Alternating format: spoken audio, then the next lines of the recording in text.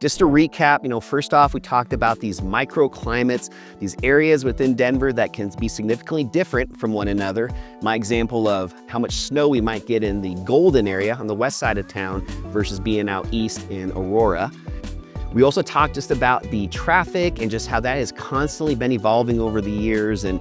in my opinion, getting a little bit worse, at least harder to predict. So definitely sharing that with you guys and some specific local ways to get around town, including using public transportation with the RTD and the light rail systems that are really getting better by the month and just always being a big benefit to a lot of people for getting around town. And then number 3, we talked about the ADUs and the zoning changes that have just happened in the past few weeks, depending on when you're watching this video, but November 29th of 2024 is when these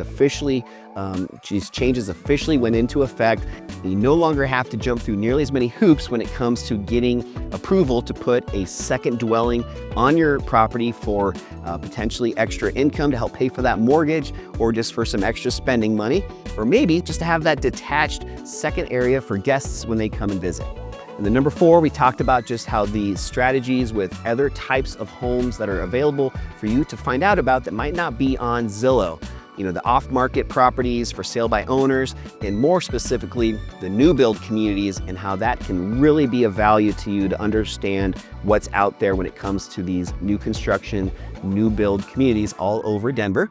And then last but not least, number 5, just talking about how Denver has all these different vibes with different parts of Denver, the different communities. There's actually 76 different neighborhoods, and I use the 76 number based off of 5280 magazine put out this really great yearly annual list of just the top neighborhoods. And when I say 76, that's referring to the ones that City of Denver has kind of officially put into their consideration as well. I think that has to do actually with statistics and just some of the different annual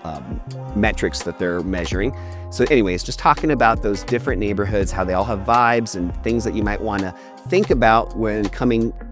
talking about where you might want to hang out and spend a lot of your time versus maybe where you want to actually live. So I think all 5 of these are really good points that you might not have thought about. So as a 40+ year Colorado native, hopefully that's just some stuff that